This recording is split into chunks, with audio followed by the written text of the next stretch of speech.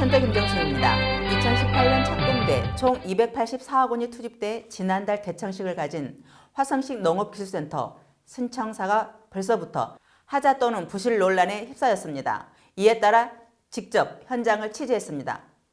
김경훈 기자. 네. 센터 규모는 어떻게 됩니까? 네. 장안면 독점리 시대를 열기 시작한 화성시 농업기술센터는 2018년 착공에 22개월 만에 지난 11월 이전 개청식을 가졌습니다. 이 센터는 교육행정동과 농산물 가공동, 연구동, 서류 건조장, 그리고 356대의 주차 능력까지 보유하고 있습니다. 그런데 이 새 청사가 BFE 인증 시설로 지어졌다면서요? 네. BF가 무슨 뜻인가요? 네. BF는 한마디로 문턱이 없는 시각 장애나 교통 이동 약자가 이 건물이나 시설을 쉽게 이용할 수 있도록 인증을 받은 그런 건물이라고 할 수 있고요. 이것 때문에 공모를 통해서 나랏돈을 지원받은 것으로 알고 있습니다. 화성시에서 NGO라고 할 수 있는 우재혁 씨가 처음 문제를 제기했는데요. 네, BF 인증시설로 최종 심의는 아직 안 되었고요. 다만 수십 곳의 지적사항을 현재까지 보완 중인 것으로 알고 있습니다. 그렇다면 제기된 문제들은 어떤 것들이 있습니까? 화성시민 우재혁 씨는 SNS를 통해 비가 오면 교육행정동 본청이죠. 일정 출입문으로 비가 들이친다 라고 지적을 하고 나섰습니다. 공을 굴리면 광장에서 공이 굴러서 출입문으로 굴러 들어간다는 얘기인데요. 그만큼 굴곡이 젖고 배수가 안 된다는 그런 주장입니다. 그래서 부실 공사를 했다고 주장하시는 것이죠. 그렇군요. 그럼 설계대로 짓지 않았다는 말입니까? 딱히 그런 것만은 아닌 것 같습니다. 감리 측의 말을 들어보니까 설계대로 공사를 한 것이기 때문에 크게 문제될 것은 없다는 답변이었습니다. 그렇다면 출입문만 문제가 제기됐나요? 아닙니다. 지난 11월 개청식 날 청사가 개방됐기 때문에 저희가 영상을 담아왔는데요. 교육행정동과 연구동 등의 옥상 곳곳에서 균열이 발생하고 있었습니다. 그래서 지적을 했습니다. 그러자 시공회사 화성시 측은 지난 12월 초 메일을 통해 하자 보수를 마쳤다고 답변하는 메일을 보내왔습니다. 하자 보수를 인정했다는 것인데요. 보수를 마쳤다는 화성시 농업기술센터를 다시 방문해서 현장을 확인해 봤습니다. 네, 12월 11일 촬영한 것입니다. 하자 보수를 더 이상 할 것이 없다라는 곳의 옥상인데요. 예, 어떻게 보이십니까? 하자 보수를 흉내만 낸 것처럼 보이지 않습니까? 하다가 중단한 것처럼 보이지는 않나요?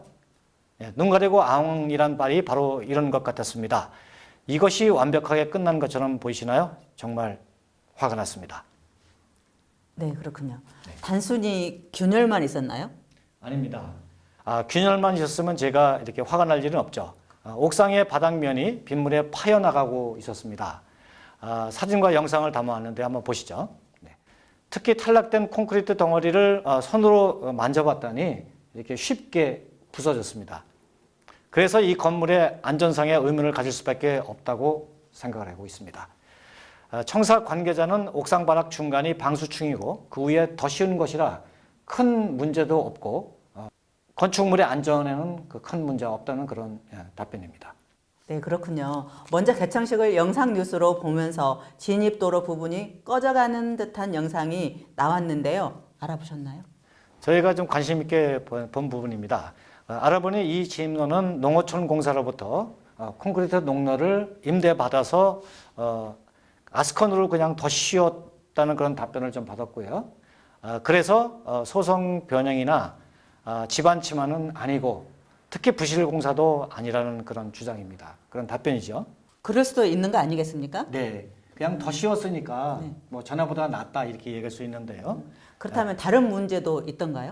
네, 그렇습니다. 그냥 넘어가기엔 석연찮은 부분을 저희가 관심 있게 담아왔는데요. 이 진입로가 농로라면 규정 이상의 차량이 다니면 안 됩니다. 통제를 해야 되죠. 하지만 통제를 안 하고 있었습니다. 특히 요즘 며칠 동안 영하의 날씨가 진행됐지 않습니까? 네. 네. 그래서 그런지 아스콘만 더 씌웠다는 이 도로가 여기 보시는 화면처럼 갈라지고 틈이 보이기 시작했습니다. 그 갈라진 틈으로 수분, 물이 이렇게 스며 나오는 걸 봤는데요. 이게 점차 계속 진행될 거로 이게 추측이 됩니다. 네, 아마도 그 동상방지층이죠. 예, 그런 공사를 안 했기 때문에 저렇게 되는 게 아닌가 싶습니다.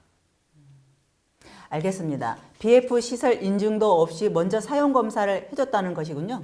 네, 그렇습니다. 네, 공사 기간 중에 정말 비도 많이 와갖고 일기도 이렇게 심각할 정도로 안 좋았지 않습니까?